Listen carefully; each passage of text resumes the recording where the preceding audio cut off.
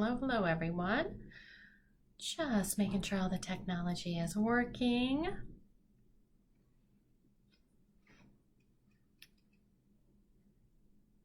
All right, we are getting set here. Excellent. All right, hi, everyone. Happy last week of July. Right. Well, let's get going. I'm Jenny Ponzurek, and my background is in the wonderful world of school psychology. Been a part of this field for over 20 years now, and have had opportunities to work with a wide range of students in a variety of different places. I was a elementary school psych for a really long time, and then tried my hand at administration before deciding to go out on my own. Nowadays, I tend to do a lot of trainings and a lot of consultation. And today I wanted to just kind of check in with everyone, see how everyone's doing, and talk about 2 different tips to kick off the new school year.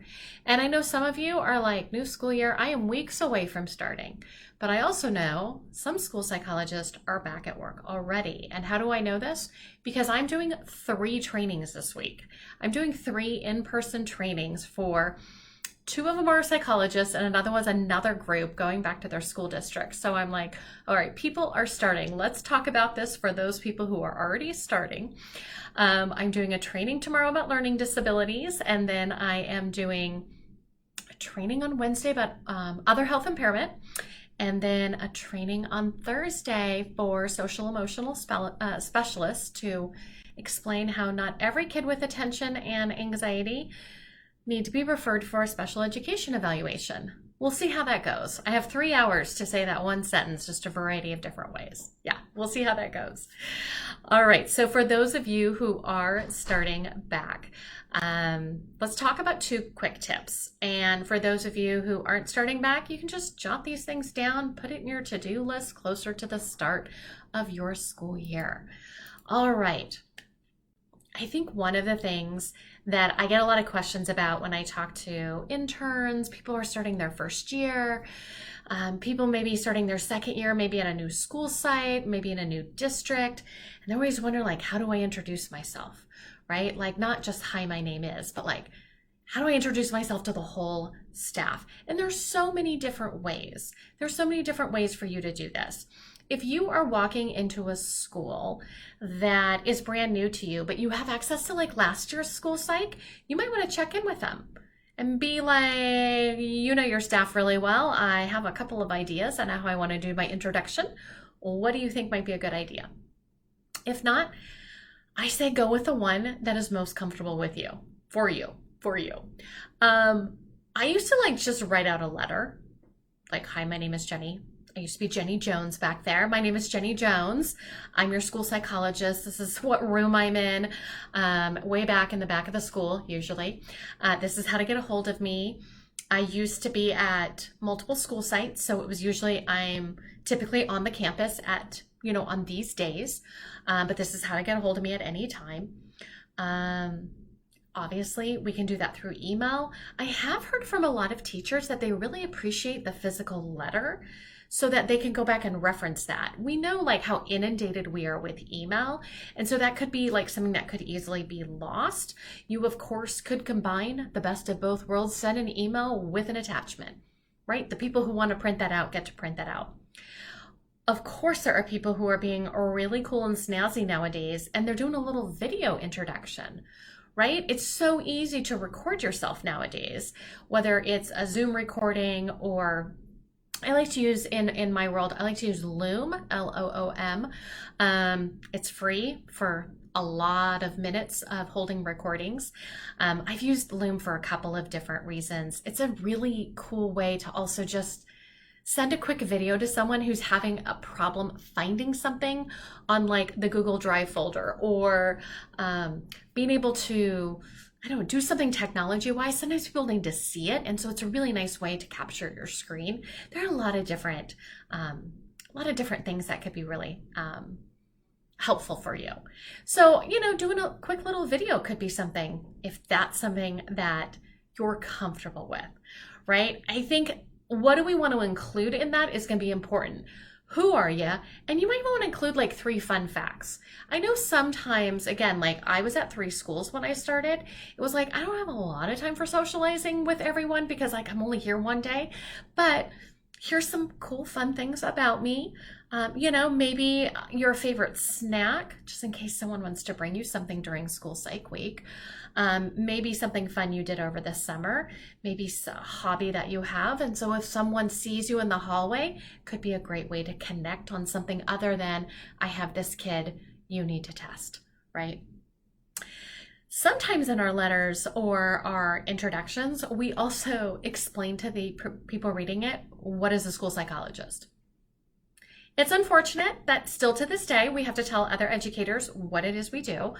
Sometimes you might want to hand that to your administrator too, especially for those of you who are trying to break out of the test, write reports, have a meeting, repeat kind of cycle. It might be nice for you to share, like, by the way, I can do other things too.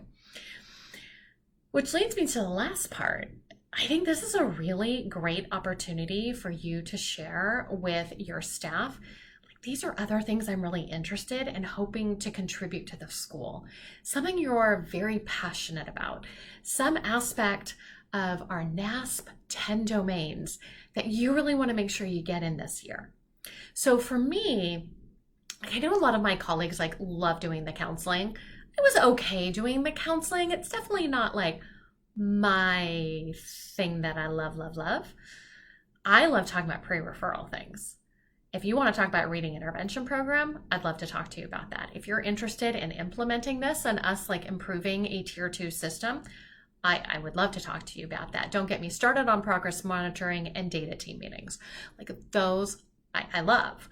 So that could be something that I might want to share so that the people who are interested, again, might want to reach out and talk to me. And those who might be afraid that I'm going to go in and mess with their system, they might stay away. I don't know, right? Now, sometimes at the beginning of the year, you can convince your admin to maybe do a 5-minute introduction at a staff meeting. We're all well aware that those staff meeting agendas are packed. So I will say, if they give you 5 minutes, practice and keep it at 5 minutes. Do not ask for 5 minutes and take 15. Your admin will never let you speak at a staff meeting again, okay? So ask how long you have and then keep to it. Go home, practice in the mirror, time yourself, right? So that people understand when we ask for a couple minutes, we just mean a couple minutes, right? Okay, so tip number 1 is really find a way that works for you to introduce yourself, both on the professional side. This is what I do. This is what I'm passionate about. This is what I love to do. This is how I hope to contribute to the school, as well as your personal side, right? I love to read. I love to read, books about, I don't know. I love any good lawyer detective kind of book. I love it. Love it, love it, love it. Okay, so that's tip number 1. What is tip number 2 for today? Tip number 2 today is about schedule report writing. So for those of you hanging out with me for a while, you know that I love a good calendar. I love a good schedule. I love all those things. Now, a couple ways for you to approach this. And why do I pick schedule report writing? Because report writing for so many school psychologists is the thing we procrastinate. It's the thing we push off to the end. It's the thing we're doing the night before the meeting. It's the thing that we are spending time on our weekend doing, right? It's not how we usually want to be spending our time. And it's usually because, and I will speak for me, I see it on my calendar and I'm like, I'd rather do anything, right? So this is my goal. This is my goal for the year. One of the things that we tend to know about at the beginning of the year are reevaluations. Right? We can go at the beginning of the year, and if we don't know how to use our IEP software program, we can go ask somebody else to show us how to use the IEP software program and run our caseload, and we can look at all of our reevaluations for the year. We can start placing them on our calendar, right? But one of the extra steps I would encourage you then to do, and this is going to depend on how you want to try this out for this year. If you're the type of person who just needs to sit down and spend a good couple of hours, and for you interns and first year school psychs, a lot more hours. It does get quicker. It does take a long time at the beginning. But think about how much time you need to reserve to write a report. Put it on your calendar. Figure out how close to that IEP meeting do you want to have that report completed by. Put it on your calendar today. Like when I go back, like my school that I'm helping to support, we don't go back for a couple more weeks. Gonna run my list, gonna meet with my case manager, and we're gonna put I will tell you, I have a very small caseload that I help support. Since I'm not fully employed by the school district, I help out at the continuation high school. Very small continuation high school, much smaller number of special ed students, but those reevaluations are going on our calendar at the beginning of the year. Case manager and I will meet. We put like tentative IEP dates on our calendar. Even if they're in May, we already have the dates on our calendar in August. And then I'm going to do something I've never done before. And that is I'm going to put report writing time like a week before that meeting. Now, ideal Jenny, like the Jenny I want to be, spends a little bit of time, maybe every day, every week, working on reports. That's ideal Jenny. Ideal Jenny goes and does a classroom observation and then comes back to her office and types it right on up. Or brings a device and I type it directly into my report while I'm observing the kid. Ideal Jenny gives tests, scores them, and then maybe even puts the scores directly into the report. I don't know if I'm going to meet Ideal Jenny this year, but we're going to get closer to her. We're going to get closer to her. So if I can't be that person yet, I'm going to try. I'm going to put a combination.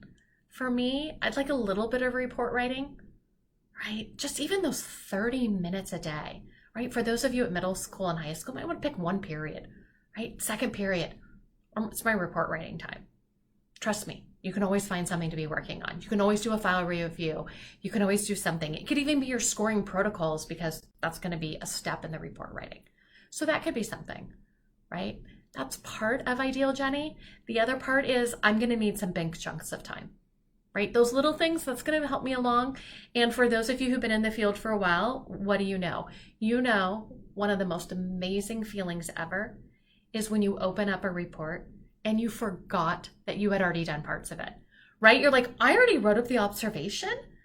I am incredible. It's like it completely makes your day, right? Because you completely forgot you did that because you did it so long ago, right? So, but for me, I also know that there are definitely some big chunks of time that I need. So I can put in little things, I can type up my observation, I can put in my file review, but some of the things are going to take some like really good brain energy. Those kind of cases, I might need a good chunk of time. Now, I know for a lot of school psychologists, they're like spending every evening, they're spending every weekend writing reports. I'm going to just throw it out there that most of us, that's not how we want to plan our days. Right? We would like a little bit more balance in our world, right? Or harmony in our world. And so try it out. Try it out and schedule it in the fall. Just see what that looks like. See what that looks like. For those of you who've been doing this for a while, you might want to reflect back on like how much of my weekends and evenings did I spend report writing? I'd like to decrease that by this percentage this year. Like give yourself a goal. Right? We love goals. We love goals. We love collecting data. We love analyzing data, right? That's who we are. Could be something that could be helpful for you. All right. So those are my 2 quick tips for you today. I will let you know, for those of you who haven't been reading all the social media lately that I've been putting out, I have opened up a group called the Prepared School Psychologist. For those of you who hanging out for me for a while, we used to call it NSP Insiders for the newer school psych. Now we've changed the name for it because what I really have decided is I really want to help other school psychologists feel prepared. So these 2 tips are going to make me feel more prepared. And so what did we decide? We decided starting today that we are putting out 25 tips in 25 days. So Monday through Friday for 5 weeks. In addition, these 2 don't even count. These are like extra 2. We have 25 tips in 25 days, plus hundreds of resources, hundreds of hours of replays from conversations, trainings, different things like that, all inside the Prepared School Psychologist. If you haven't checked it out yet, if you go to my website, See it right here on the screen, jennyponzurek.com. Right at the top left, I have a hard time with my right and my left. My left, right on the top left, you will see, it says like consultation opportunities. Just hover right over that. You'll see the Prepared School Psychologist. You can see all the information there. And if you have questions, feel free to reach out. On almost every page of my website, there's a place to ask me a question. Happy to answer any of those questions for you. All right. So if you are going to join us for the 25, be exciting to get some more tips here. If this isn't right for you, Prepared School Psych, no worries. Those 2 tips, they're for you. I hope they help you. All right. I hope you guys have a great week. For those of you still on summer, yay, enjoy, get some sleep in, right? What did I talk about a lot over the last couple weeks with School Psychs? Set some boundaries. Decide what you want your boundaries to be this school year. Write them down. Really concentrate on them so that when you meet with your team come this fall, you can communicate those with them, right? All right, guys. I hope this was helpful. I will see you guys next time. Bye, everyone.